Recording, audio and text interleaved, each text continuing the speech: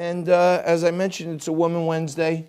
We have the best guests every single day, but on Wednesday we have the whopper of the day because we have all the women, and we get the women's perspective. This doesn't mean that women aren't on the show on other days. They're on the show all the time when we get the best guests. But the one thing is that on Wednesday we get the best of the best, including my good friend Zen Sams, who joins us every Wednesday as our regular contributor. She has bolted New York for safer pastures. She's up in Canada, north of the border, and Zen has a lot going on right now. Hey, Zen, how are you? Let me just remind everyone out there that Zen is currently appearing in hashtag The Banker on hashtag Apple TV. And, of course, it's always hashtag Liquid Lunch TV, hashtag Woman Wednesday. She's a model and social influencer, and most importantly, founder of hashtag The Kids Establishment. So, hey, Zen, how are you? How's it going? I'm good, John. How are you? I'm hanging in there, doing as good as I can, trying to make believe I know what I'm doing with my technical acumen, with trying to do production, which I don't know what to do, but We're in Nico's the same Nico's boat. holding me together, so that's all that matters. Isn't So, Nico the best? well, I don't like to throw around praise like that if it's not fully He is. on there. I'd rather say that he's very good and working very hard every day to be the best. Yeah, I appreciate his coordination. He's on it. Yeah, he's coordinated, that's for sure. Um, so Happy Zen, Earth Day.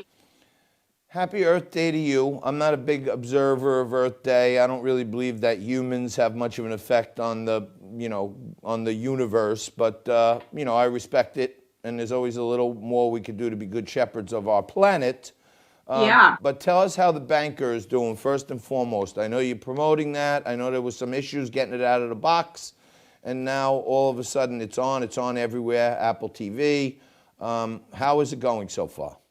The banker's doing great. The numbers are really, really, the numbers are pouring in and viewers love this movie. I don't know if it's because it's a feel-good movie and it kind of has some comedic relief for a topic that is quite serious.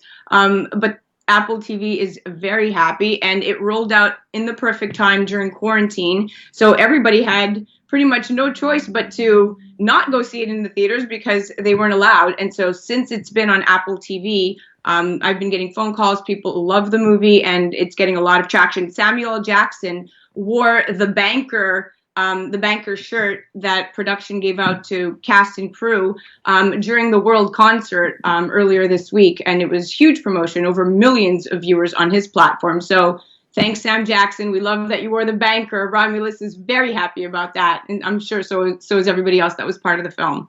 So for our audience who doesn't know, tell everyone what's Romulus. Romulus Entertainment is a production company.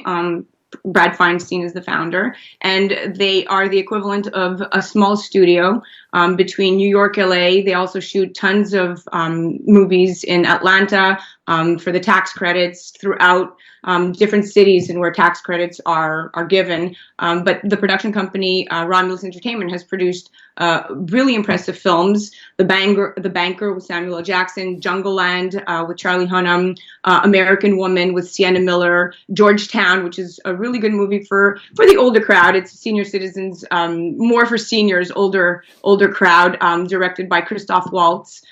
So there's Romulus Entertainment has a library of really impressive films, and quite frankly, right now, with no movies being produced in the future, anywhere in the foreseeable future until life gets back to normal, Romulus's library has become extremely lucrative. I know for a fact that people are calling and asking all the time, hey, listen, you have a lot of movies right now, and we'd love to see these movies distributed through our platform. They're talking to many people across the board. Offers are pouring in. Although the economy is at a still for most people, the entertainment industry right now is fearful because they're not going to have enough movies to distribute.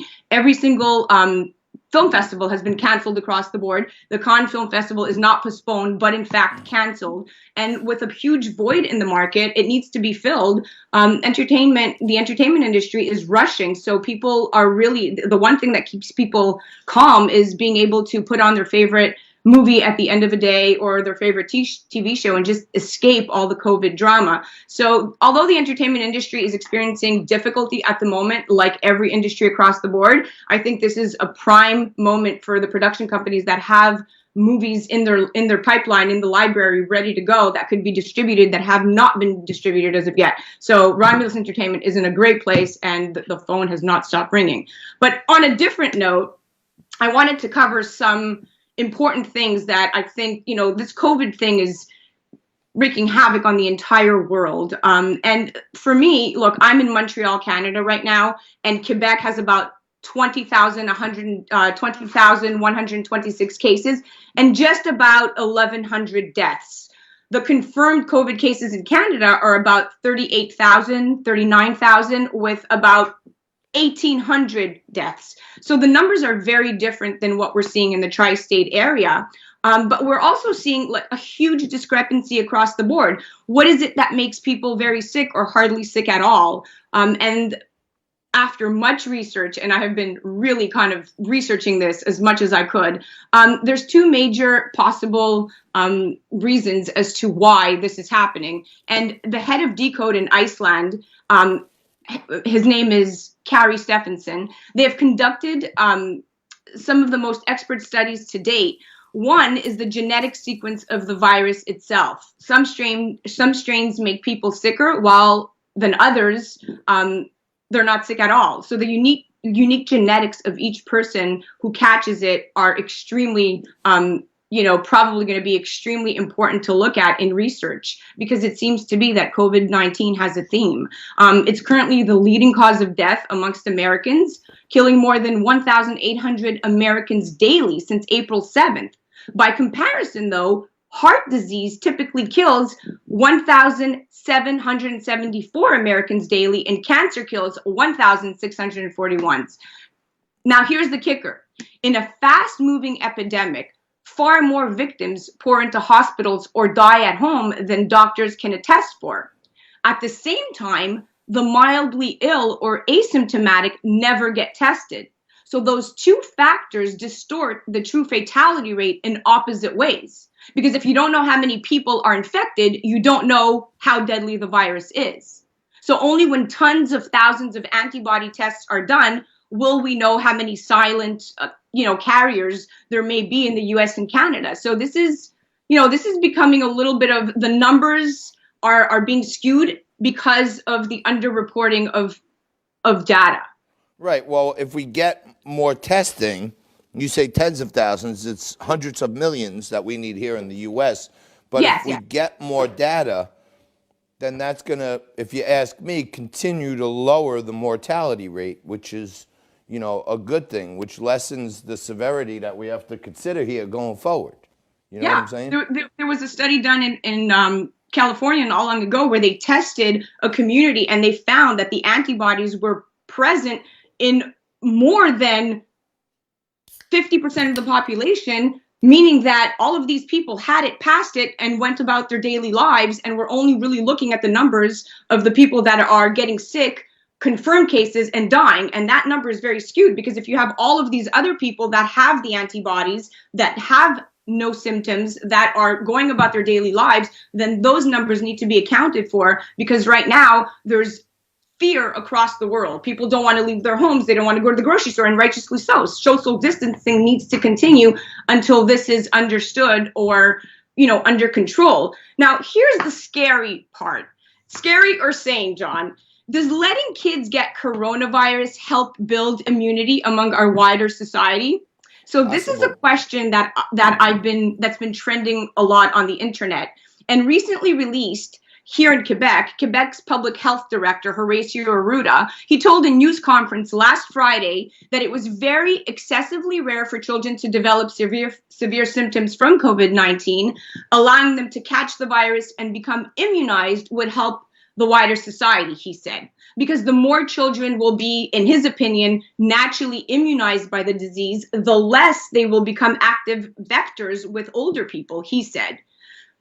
Now, listen, evidence that children infected with the novel coronavirus rarely, shows that kids rarely develop these serious symptoms of the disease, and it's led talks, not just here in Quebec, but elsewhere, to expose students to the virus as a quasi-vaccination strategy and a way of building herd immunity, basically a type of resistance to the disease spread within society. But again, remember, this is not immunity acquired through vaccine. This would be naturally acquired immunity, and it's hard to know how they would acquire that without posing a great risk to the adults that they're in contact with, right? Noting that children are major vectors of pathogens. So in the meantime, I'm not ready to send Alexa back to school anytime soon, not into the lion's den, at least not for now, until we understand this a little bit better. But I do see the point they are trying to make.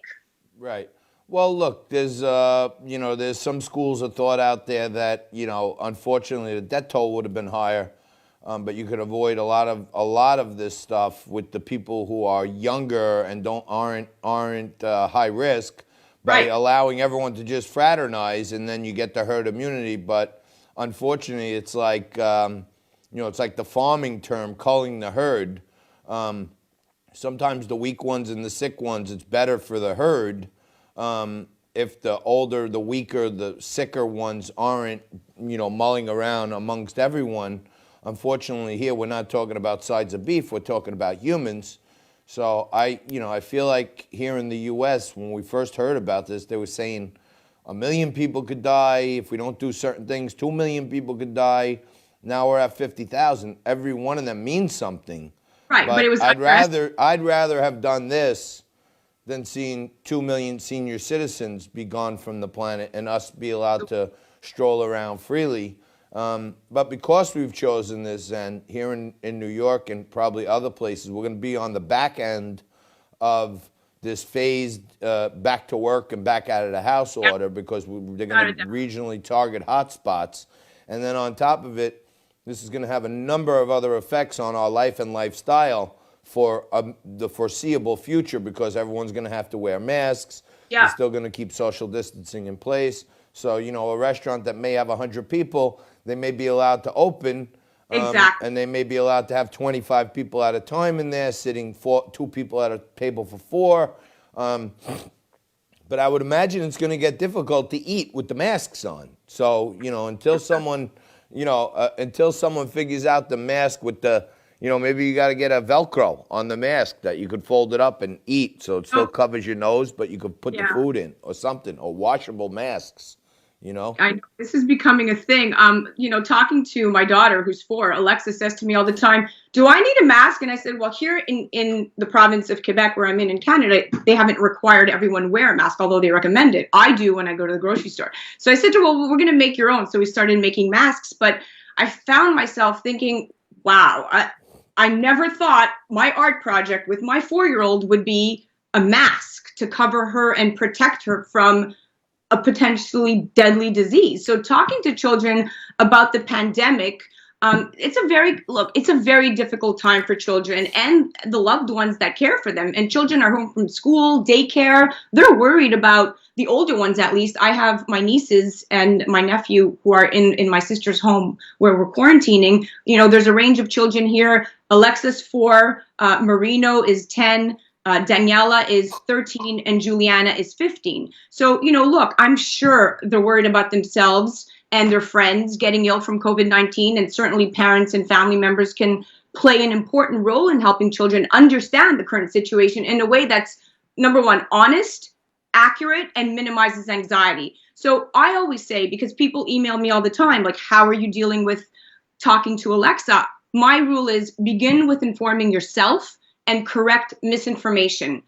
Limit the news exposure, especially when the children are around, if it's appropriate to limit it, but focus on the details that are most relevant and the things that your child can control. So limit the routine changes where possible. Take the time to validate their concerns with your words and attention.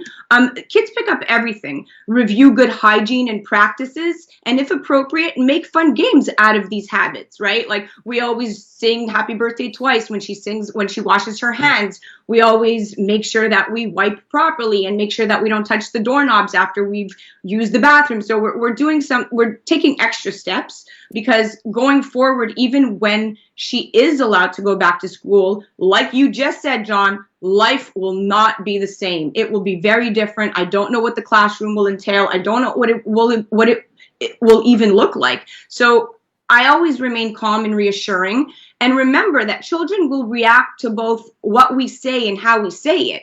So they pick up cues from conversations we have with them and with the adults around us. And believe me, all the adults, at least in this house, are always talking about when this will end, how stressed everyone is. I always make myself available to listen and talk to her. I make time to talk right before I go to bed with her. I'm always sure to tell her that she can come to me with any questions she has. And believe me, she's 4, and you would think that they would just go about their day and not ask much. Every day there's a question about, where did coronavirus come from? How did it start? When will this end? Will I catch it? I'm bombarded daily. So I avoid language that might blame others and lead to stigma. And remember that the viruses can make anyone sick, regardless of a person's race or ethnicity. So I avoid making assumptions about who might have COVID-19. There's a lot of things trending on the internet right now. And at 4 years old, I could still control what she sees and hears. For the older kids, it's a little bit harder. And I've been seeing certain stereotypes start to build up in society.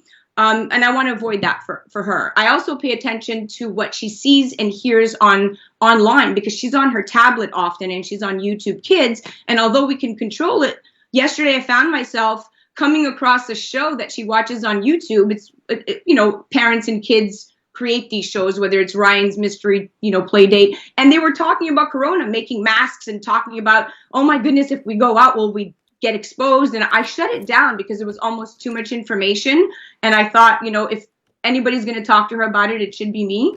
So the internet could be a double-edged sword if you're not controlling that properly.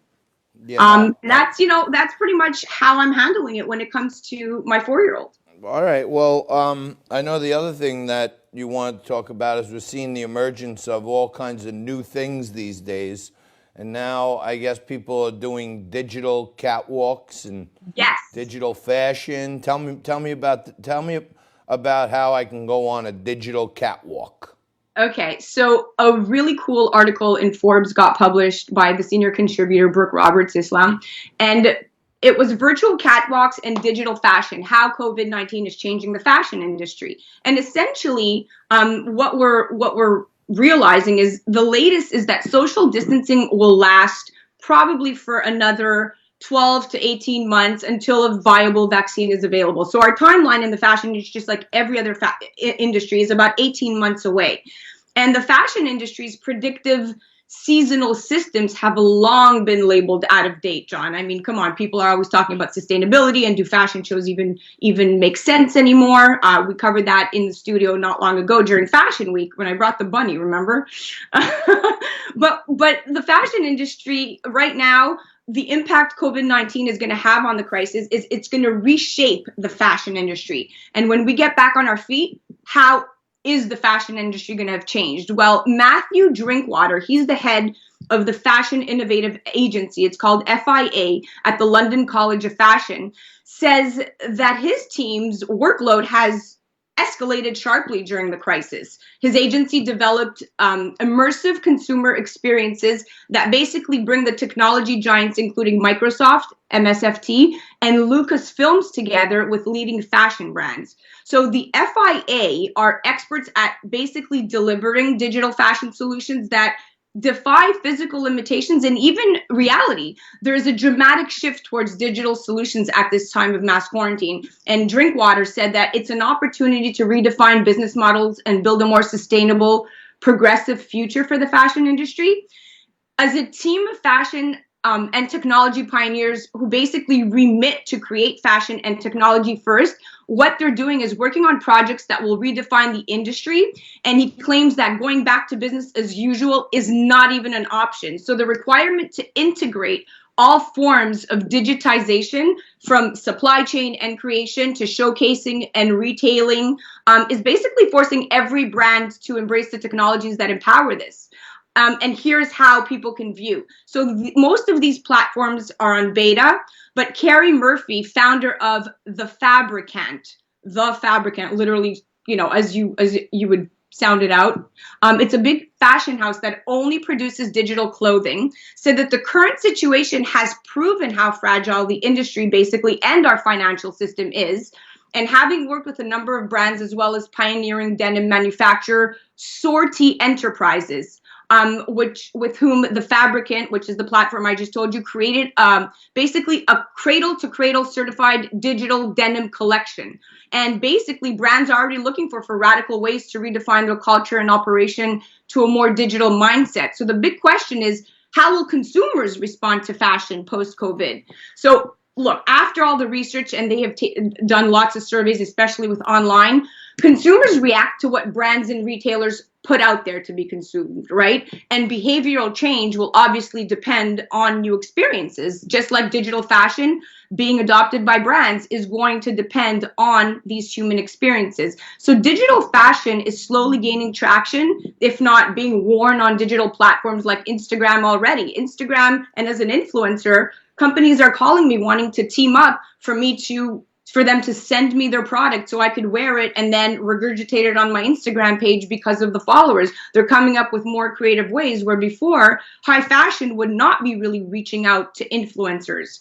So the digital fashion campaign, you guys could check this out. This is pretty cool.